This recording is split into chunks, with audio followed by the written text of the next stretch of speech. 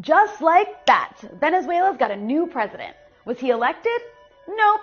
But after swearing himself in, Juan Guaido was recognized as the legit president of Venezuela by Trump, Canada, and a bunch of right-wing Latin American countries allied with the US. Apparently, appointing yourself president is all it takes. But for real, what's happening in Venezuela is a straight-up coup against that country's democratically elected leader, Nicolas Maduro.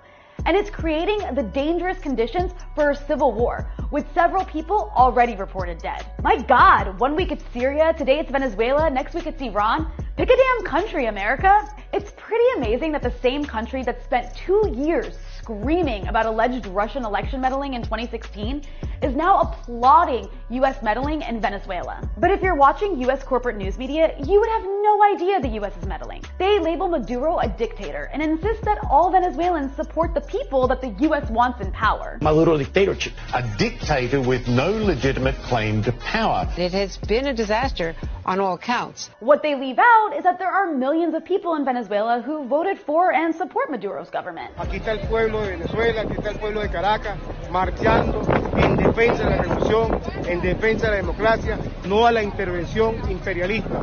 Que nadie votó por esa persona, no, nadie votó. Yo voté por Maduro, mi voto es por Maduro. But these people have been made invisible by an American corporate media that's been giddy over the prospect of a right-wing takeover of Venezuela for decades.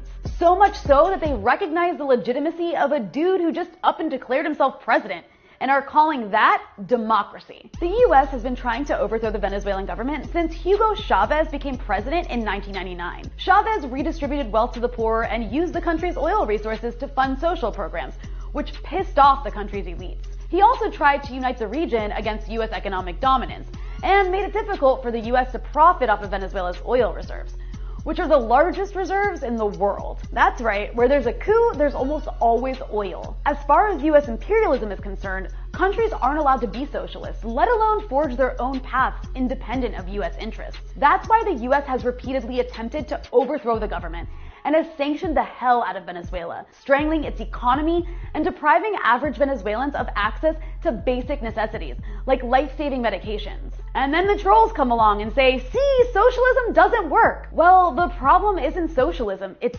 sabotage. In 2002, George W. Bush succeeded in facilitating a right-wing coup in Venezuela, but it only lasted 2 days because Chavez had the overwhelming support of the country's people as well as the military. Ever since then, both Democrats and Republicans, as well as America's corporate media outlets, have been salivating at the chance to replace Venezuela's government with a right-wing regime that's friendly to American corporate interests. That's one reason why they characterize Venezuela's leadership as a dictatorship, even though their leaders are democratically elected in elections that take place regularly. Nicolas Maduro was democratically elected last May in an election that the US-backed opposition boycotted and has continued to challenge after he was sworn into office. Venezuela's US-backed opposition likes to portray itself as democratic and progressive, but the opposition-controlled National Assembly, led by the self-declared coup president Juan Guaido, drafted a transition law that lays out his plan for large-scale privatization of state assets and a free market economic system that promotes property rights and freedom of enterprise. In other words, a return to an exploitative capitalist model that privileges private corporations and the rich. This is why US claims that it's concerned about Venezuelan human rights are laughable. I mean, do you really expect anyone to believe that the same country that's BFFs with absolute monarchs who chop up dissidents with bone saws gives two shits about freedom and democracy in Venezuela? And look at America's friends in the region. It's not like they're paragons of democracy. The US has no complaints about Brazil's new fascist president, Bolsonaro, or the right-wing leadership that's put in power in Honduras that kills environmental activists. You know, Honduras, where the US backed a coup in 2009 that plunged the country into chaos, causing tens of thousands of unaccompanied Honduran children to flee for their lives to the US. This, of course, empowered the anti-immigrant far-right in the US. We could see the same thing happen in Venezuela, with another wave of refugees that will fuel the far-right even more. The point is, the US does not care about human rights of Venezuelans. Nor does it care about democracy. It cares about oil. It cares about economically controlling the region.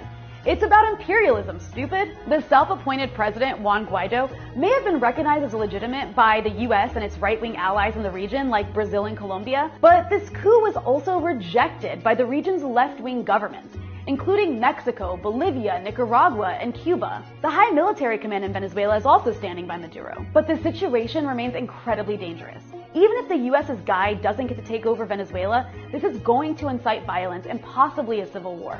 As for those opposed to Maduro, fine, you don't have to love him, but it's not up to the US or anyone else to decide Venezuela's future. After all, when has US meddling ever ended well for the people in the targeted country? Honduras, Syria, Iraq, and Libya are just a handful of a long list of countries that are worse off after US meddling. The result is always more oppression, more authoritarianism, more violence, more misery, more privatization, more corporate exploitation.